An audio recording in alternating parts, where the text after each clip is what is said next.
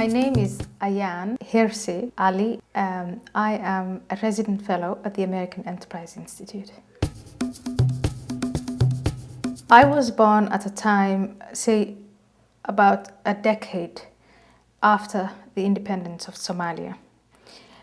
What I've always carried with me around that time is the impression of my parents and their generation, which was finally we're free from the colonial yoke. We can determine our own destiny. We're going to have our own nation, our own flag, our own parliament, our own army. There will be no pressure from outside. There was that. And I was born in 1969 on the 13th of November, and just the month before that, on the 21st of October, there was a military coup, which means for that generation in Somalia that looked so much forward to independence, in less than 10 years, that dream of freedom was thwarted and disappointed. So that's one part that I carry with me. The second part that I carry is I grew up with the vocabulary of freedom and shape your own destiny and that kind of thing. That was on a national basis, but it affected me individually as well. It also, my father was thrown into jail, which made my future and that of my brother and sister and other half-sisters different from children whose fathers were killed or whose parents were killed, or who went into exile immediately. My father escaped from jail and became a part of the opposition, Somali opposition in Ethiopia. And finally, when he escaped jail, he went to Saudi Arabia, my mother went to Saudi Arabia, and we ended up there. And I've always had the pull, on the one hand, towards the West, representing my father. He was educated in Italy and here in the United States, and he was all about individual freedoms and democracy and that kind of thing, sort of modernity.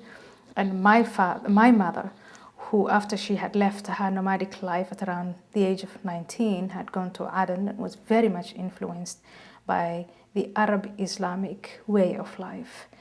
And going to Saudi Arabia for her was getting as close as possible to Allah and the Prophet and the Holy House and so on. And she was very happy that 1 year that we were there in Saudi Arabia. So that is, as far as surroundings shape the part of your age, the part of your life that is dependent on others, that was the context that I came out of. I would like to make a distinction in, say, between age 0 to about 15 or 16 years before I came in touch with a woman we called Sister Aziza in my secondary school in Kenya, and the time after that. Before I met Sister Aziza, the Islam of my family was not political. So I do not remember either my father or my mother saying that a society has to be, Sharia should be the rule of a country or a society. With one exception, in the 1 year that we were in Saudi Arabia, there was no distinction between a secular sphere and let's say the realm of Caesar and the realm of God. These were intertwined in Islam. And in the 1 year that we were in Saudi Arabia, we lived according to Sharia, and the state was run through Islamic law. So the beheadings, for instance, amputations every Friday, the stonings, that kind of thing, that happened. And there was a distinction when atrocities in Somalia were carried out by a secular dictatorship such as Mohammed Siad Barre. My mother would denounce, condemn those atrocities.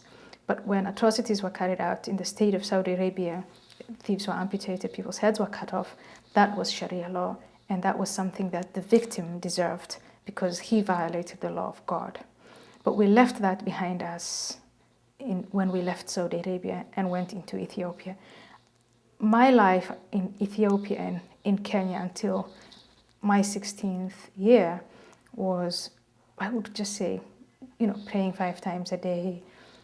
It was Islam was there socially and culturally. It wasn't a political issue. When I meet in 1985, Sister Aziza, a different kind of Islam is introduced, and different meaning also from the one I knew from my family.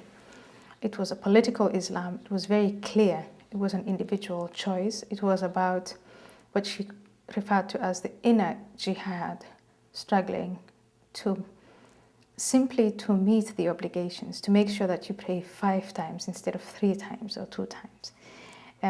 Fast all of the Ramadan days, all 30 of them, not half a day as I used to do, or a week in a month or something like that. So just adhering to the rules every day, the rules that halal that are permitted, and trying to abstain from what's haram or what is forbidden.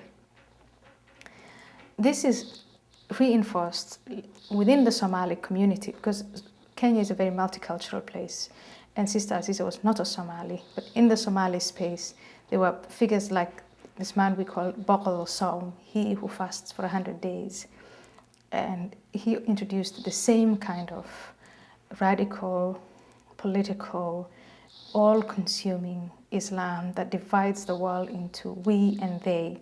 And the division started within the Islamic community. So we were those of us who followed the rules rigidly.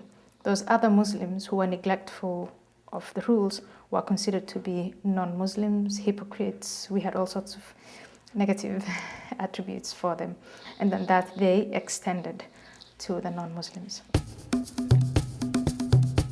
My grandmother represented what we generally would call traditional nomadic Somali life and the values of that tradition, mainly tribal, very much we-oriented, clan-oriented. She taught me my bloodline because that is you cannot survive without your bloodline.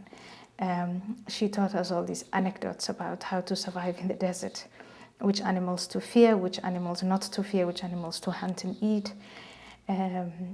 She was very superstitious. When I got ill, or my sister got ill, she had no access or knowledge of modern medicine. So she dealt with the challenges in life, with diseases, with droughts, and she had superstitious explanations for it.